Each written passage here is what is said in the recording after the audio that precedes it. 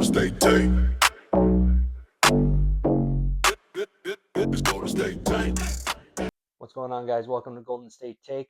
For today's video, I was going to do another grading list and grade the players for the Warriors on their season now that the season's come to an end, similar to how I did with the Sharks.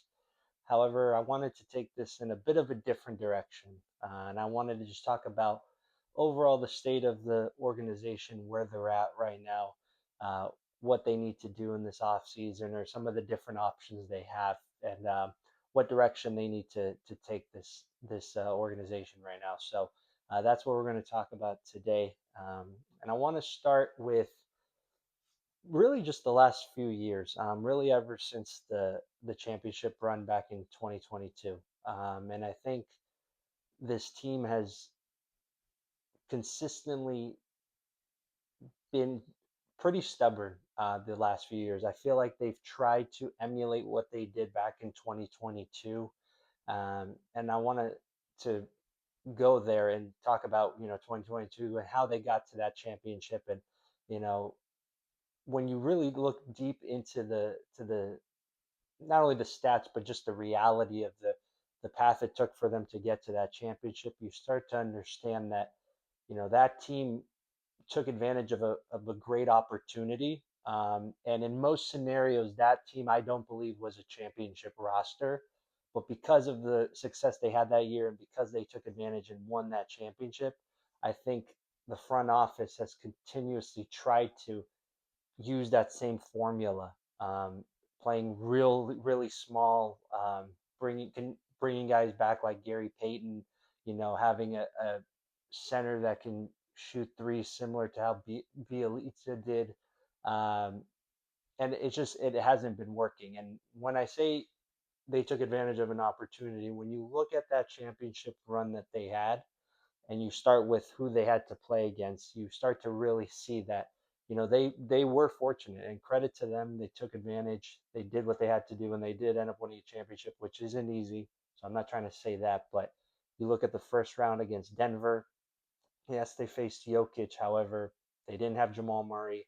They didn't have Michael Porter Jr. It was basically Nikola Jokic and Aaron Gordon as their second option.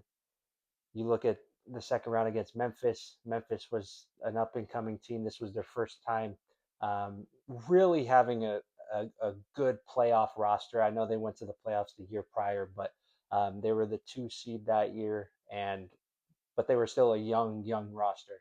You lose John Morant halfway through the series. Obviously, you're not going to beat the Warriors without your best player. Then they face Dallas in the conference final.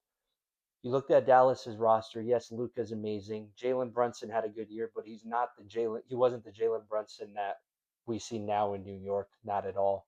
And you're looking at their third best player on that team being Dorian Finney-Smith, another team that liked to play small ball. Didn't have a legit big.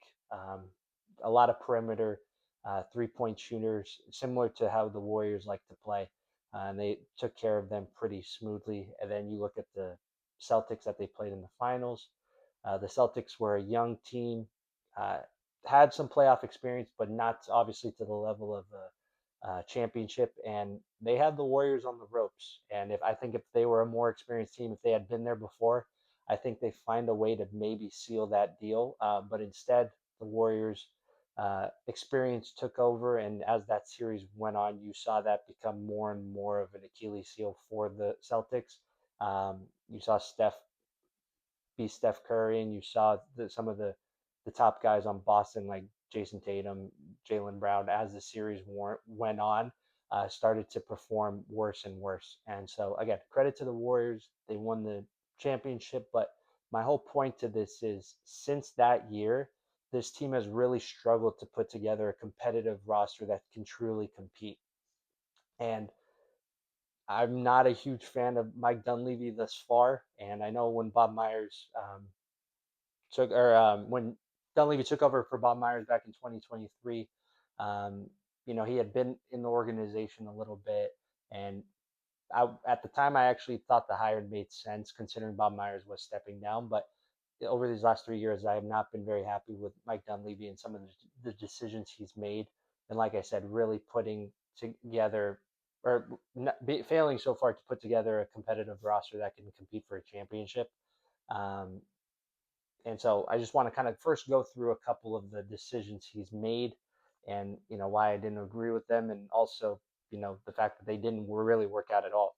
The first major move he made was bringing in Chris Paul, obviously trading Jordan Poole, some picks, Ryan Rollins, who at the time looked to be just a throw-in player, but had a very good year this year with Milwaukee. But um, they bring in Chris Paul, 39 years old at the time, expecting to play him at the one, Steph at the two, Clay at the three. And at the time, I even thought it was not going to work. I thought it was a weird fit. Even if Chris Paul was in his prime, I thought the fit was odd. Now you take a player that's, literally at the tail end of his career, and from the jump, it didn't work at all. They ended up trying to bring Chris Paul in off the bench, and they ended up being the ninth seed, losing in the play-in tournament. But that was a trade that I understand. You needed to trade Jordan Poole given the tensions in the locker room, but continuously refusing to get young talent that can help your older guys and help them contend and just some young talent infused into this lineup. You continue to go older, and Chris Paul missed a lot of time with injuries. Again, Chris Paul has always been relatively injury prone, as he's gotten older at least. Um, and so again, you had a bad regular season. You're stuck in the playing game. You lose, season's over. Then you look at last year, prior to the Jimmy Butler trade, again, not a lot of great pieces you bring in. You bring in DeAnthony Melton, he gets injured really early into the year. You bring in Buddy Hield. Buddy Hield's a hit or miss player. I mean, obviously he's a good 3-point shooter, but outside of that, you're not really, there's not a lot he provides you on the floor other than spacing. Um, but again, you bring him in, and prior to that Jimmy Butler trade, this team was going in the wrong direction. This team was the 11 seed, not even in the play-in. You get Jimmy Butler, you go on an incredible run to end the season, but you're still in the play-in game. You win the play-in, you find a way to beat Houston again, but that Houston series was, I think, showed a lot of. Uh, I think the Houston series really exemplified the amount of issues this roster had. And I think it started with size. This team, for the longest, has not had a lot of size. And again, going back to that 2022 finals, they didn't have size that year, but they got away with it. And I feel like the Warriors keep trying to show that they can do that again. And again, against Houston, the lack of size was a huge problem. You play Minnesota, big team, size was an issue. Steph goes down, and we say had Steph not gone down, who knows what could have happened, which is true. But again, part of the reason why I think Steph went down is you were playing a month and a half of playoff basketball before the playing game. Your last 20, 25 games of the season felt like playoff games because you put yourself in such a hole early on in the season that you had to do that to regain ground in the West. So, but again, you finish the season strong. You lose in the second round. Steph gets hurt. There's a lot of momentum, you could say, going into last year's offseason. And this is where my biggest problem with Mike Dunleavy comes into play is you didn't capitalize at all.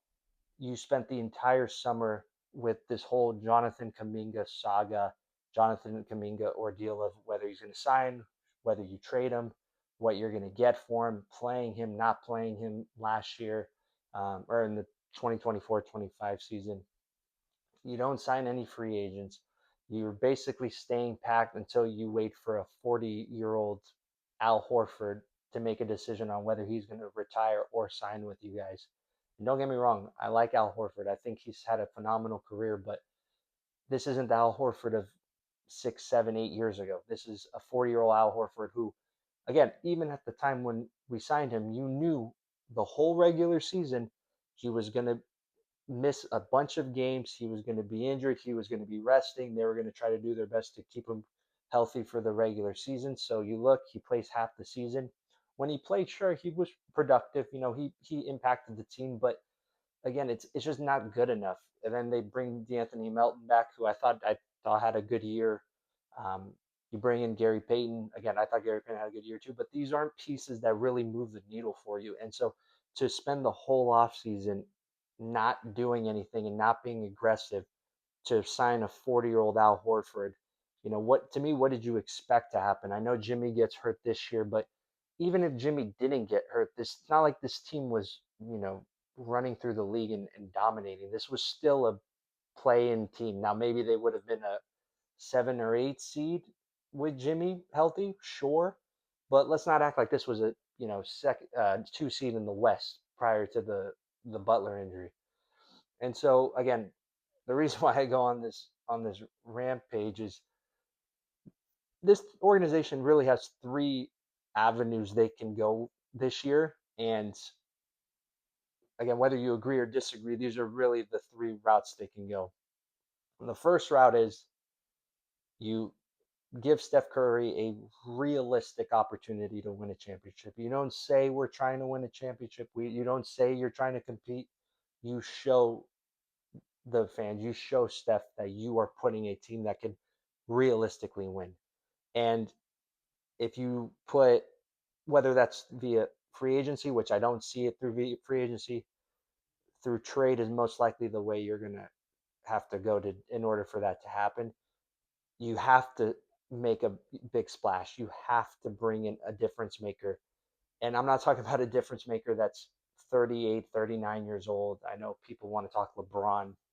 I don't see, again, I think bringing LeBron just continues this trend and pattern where you bring in a player who, yes, is still playing at a high level, but he's going to be 42 next year. He's probably going to play 55, 60 games next year if you're lucky. And you're going to be back in the same position in the play-in because your star players missed a huge chunk of the regular season.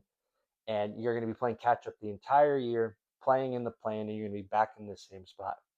Same with, again, I don't know this would be a trade, but Kawhi Leonard, again, I wouldn't be a huge fan of that too because I think you're going to be in the same situation. But somehow, some way, in order to make this team a realistic contender, you're going to have to trade for a big fish somehow. If one comes available, obviously Giannis is the biggest one that we all hope and pray for.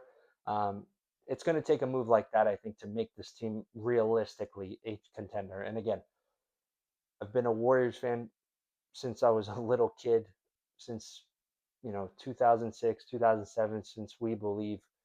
But I'm also realistic. I'm not going to sit here and say that just because I'm a Warrior fan, we can win a championship. No, they are going to have to put together a competitive roster for me to sit up here and tell you guys I believe this team is going to be able to win a championship.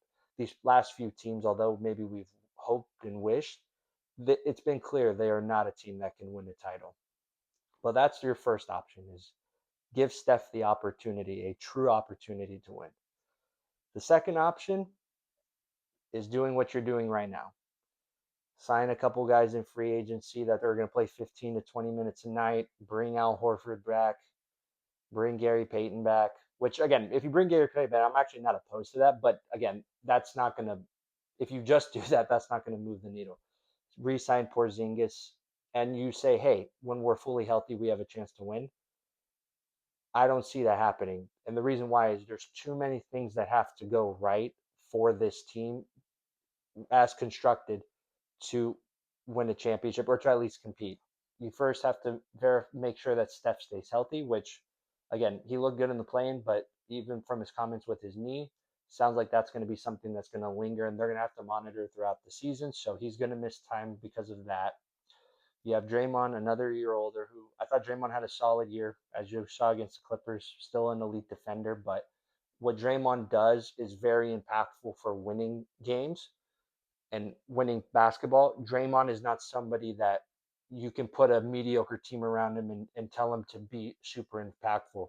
Draymond's going to score you, 7, 8 points a year at this point in his career. You're not going to give Draymond the ball and ask him to score 20, 25 points in a game. That's not his game. That's not going to happen. And so you roster a bunch of mediocre guys and expect Draymond to help win. It's going to be hard for him to do that. But you have him getting a year older. You're going to have to monitor him. Jimmy Butler is going to be 37 years old next year, coming off an ACL. So you're telling me that Steph's going to have to stay healthy. Draymond's going to have to stay healthy. You're going to get Jimmy Butler back to close to what he was last year, coming off that ACL, which let's say he comes back in January. You expect 3 months after his, year of absence, him to be, your number two player and a really good number two player. Let's say you bring back Kristaps Porzingis. Now you're telling me Kristaps is going to stay healthy and finish out the season. Again, with Kristaps, this playing tournament was the perfect embodiment of Kristaps. Against the Clippers, he's great. He's amazing. He plays well. He helps you when he was, you know, arguably the MVP of that game. Turn around 48 hours later against Phoenix, he plays 15 minutes. He's injured. He has a nagging injury. And so, again, I'm not even opposed to bringing back Kristaps, but you can't just say, oh, we're bringing back Porzingis to join Jimmy Butler when he gets back from injury. Now all of a sudden we have a playoff or a championship roster. That's not reality. Porzingis is if he's your fourth best player at this point, cool. Like that's fine.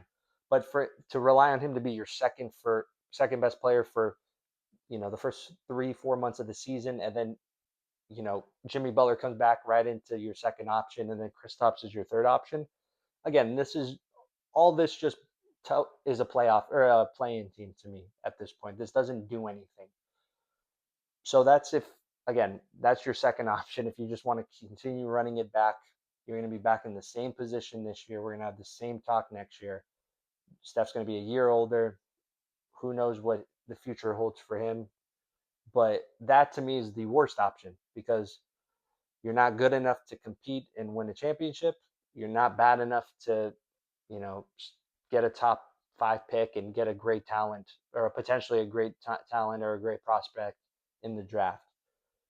The third option, which I would be shocked if they did, but it's an option, and at times it doesn't seem like the worst option because where this team's at, eventually they're going to need to make a decision. Like, are we done, or have we ran this thing long enough and it's time to rebuild? I mean, Steph is older, but Steph still is playing at a high level. He would command a ton. He would obviously need to sign off on this. But if he doesn't see a realistic way to win a championship here, and if that's his main priority, telling him straight up now that maybe the rebuild starts now. I mean, Steve Kerr doesn't look like he's going to come back at this point. I would be pretty surprised if he came back. If you start over with a young head coach, you want to build the next evolution of Warrior basketball. You tell guys like Draymond and Steph, that's where we're heading, and whatever they want to do, you if they want to stay and help, great. If they want to move on and compete for a championship, you accommodate their wishes. But that's the third option, is starting over. And again, Warrior fans aren't going to want to hear that. Warrior fans are probably going to think I'm crazy for even suggesting that. But when you look at the reality of the situation, this is a very old team that's not good enough to win, and they don't have enough young talent that can help their older guys. Pajemski had a good year, but Pajemski's not. I don't see at this point. Pajemski to me is not somebody that you can, I think, rely on to be, a third or fourth option on a championship team. Guy Santos showed tremendous stride. Guy Santos is a role player. He's not going to do that. Moses Moody, I love Moses. I think he's been great for this organization, but he's a role player. These guys can help a championship team and be a part of it, a small part, but they're not going to be major components. And so, when you look at the young talent on this roster, they don't have a star that you can build around yet. And so, again, I know Warrior fans are going to think I'm crazy for suggesting this, but to me, that's the better option than just sitting here and being the 9th seed and 10th seed and, trying to fight to get the 8th spot to get swept by, the 1 seed in OKC. Like, to me, that it just doesn't make sense to do that.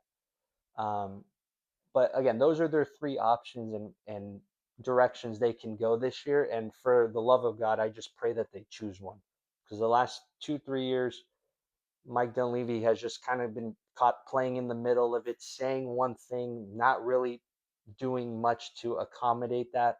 And again, I know everyone's going to say, oh, well, he did trade for Jimmy Butler. Awesome. The one thing he did that I was actually happy about is he traded for Jimmy Butler, and look what happened. This team instantly took another step and made it to the second round. And again, who knows what happens if Steph doesn't get hurt, but it at least showed you that if you do make a move, a legit move to win, the team can respond well. And Steph is still playing at a high enough level that you can win with him. But you're going to have to make another move similar to the Jimmy Butler one. Because again, with this injury that's happened with Jimmy Butler, you cannot rely that he's just going to come back and be your Robin to Steph's Batman, and you guys are just going to compete with San Antonio, OKC, Denver, because those teams aren't going anywhere. And when you look at the West and how deep it is, it's always 9, 10 teams, or not 9 or 10, but you always have 5 or 6 legit teams in the West that could realistically you could see competing for a championship. And if you want to be a part of that, you're gonna have to you're gonna have to get someone big to come here, because I don't believe the roster as is, even fully healthy, is competing with those teams. I really don't see it. So um, you guys let me know what you guys think in the comments. I'm sure there'll be a lot of different opinions on this. Again, if you guys agree with me, awesome. If you guys don't, love to hear your guys' thoughts on this. So please leave a comment. We'll be back next week. Danny will be back. He was out of the country for about a week or so. He'll be back. We're going to be giving you guys updates on the Giants and the A's. We'll talk NFL draft and how the Niners drafted, talk about our thoughts about the players that they got. So stay tuned for that, and we'll see you guys next week.